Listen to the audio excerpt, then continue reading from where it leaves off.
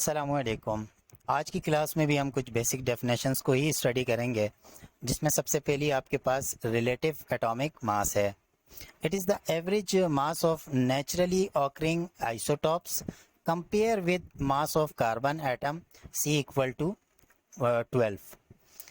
अगर किसी भी नेचुरली ऑकरिंग आइसोटोप है, कोई भी एलिमेंट जो कि कुदरती तौर पर जो एग्जिस्ट करता है अपनी स्टेबल स्टेट के अंदर, उसको जब हम कार्बन के 1/12 पाथ के साथ कंपेयर करते हैं, जब कार्बन के 1/12 पाथ के साथ कंपेयर करते हैं तो जो उसका मास आता है वो कहलाता है रिलेटिव एटॉमिक मास, और its unit is atomic mass unit. और उसको जो जिस यूनिट में हम जाहिर करते हैं वो एटॉमिक मास यूनिट होती है, जिसे हम सिंपली शॉर्ट में AMU भी लिखते हैं।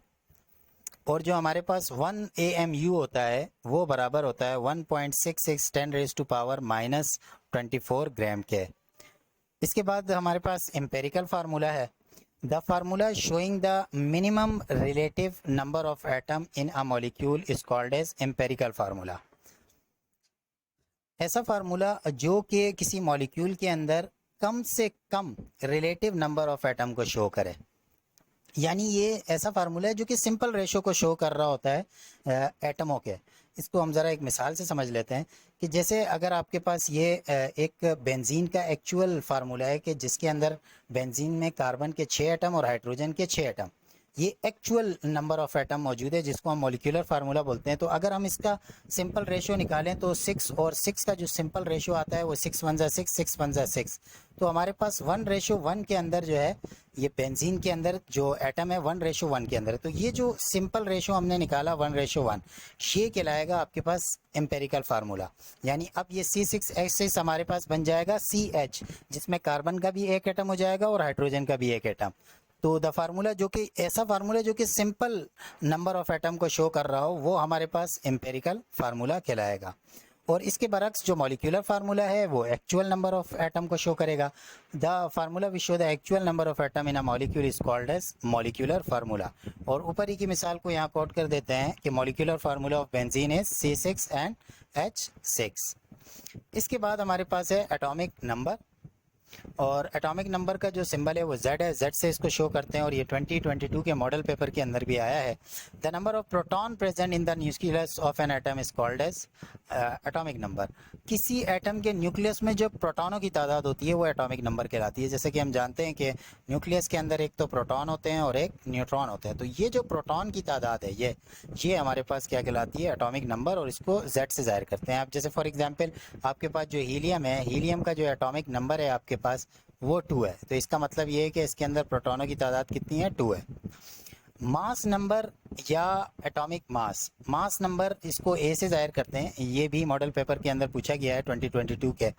तो मास नंबर क्या है, the sum of proton and neutron present in the nucleus of an atom is called as atomic mass या मास नंबर। किसी एटम के न्यूक्लियस के अंदर प्रोटॉन और न्यूट्रॉन की मजमूई तादाद यानी उनको सम करना, वो क्या कहलाती है, वो कहलाती है उसका मास नंबर। जैसे फॉर एग्जांपल हीलियम का जो मास नंबर है वो कितना है, वो 4 है।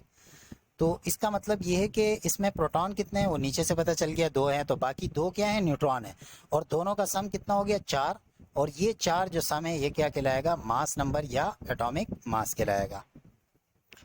इसके बाद आपके पास है molecular mass. The molecular mass is the sum of atomic masses of all atom present in one molecule of a substance.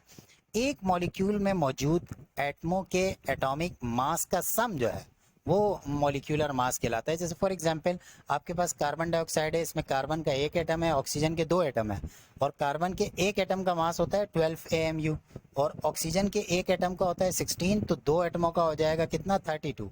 तो जब हम 12 + 32 करेंगे तो हमारे पास कितना आ जाएगा, 44। तो ये जो 44 AMU है ये आपके पास क्या है, मॉलिक्यूलर मास है, यानी इस मॉलिक्यूल का मास है। सिमिलरली H2O का 18 हो जाएगा, क्योंकि हाइड्रोजन के एक एटम का 1 होता है तो 2 एटमों का 2 हो जाएगा। और ऑक्सीजन के एक एटम का 16 होता है तो 2 × 16 आपके पास 18 AMU इसका मॉलिक्यूलर मास आ जाएगा।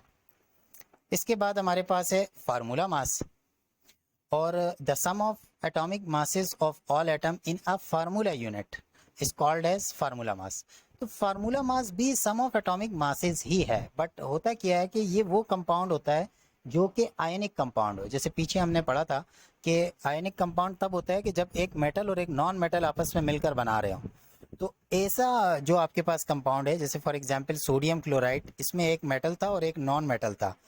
इसका जब हम मास को सम करते हैं तो उस मास को हम मॉलिक्यूलर मास नहीं बल्कि फार्मूला मास बोलते हैं। वो इस पहचान के लिए हो जाता है कि ये एक आयनिक कंपाउंड है, इसलिए ये इसका क्या कहलाएगा, फार्मूला मास। तो sum of atomic masses of all element, all atom in formula unit या ionic compound is called as formula mass. तो सिंपली याद रखें कि जो आयनिक कंपाउंड होता है, यानी एक मेटल और एक नॉन मेटल से मिलकर बना हुआ कंपाउंड, उसका जो मास होता है वो क्या कहलाता है, फार्मूला मास कहलाता है। Formula mass of sodium chloride is 58.5, यानी सोडियम का 23 होता है और क्लोरीन का उसके साथ प्लस कर दें जो कि 35.5 होता है।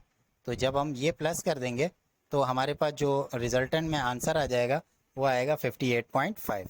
तो उम्मीद है कि ये डेफिनेशंस भी आपको समझ में आ गई होंगी। अस्सलामु अलैकुम।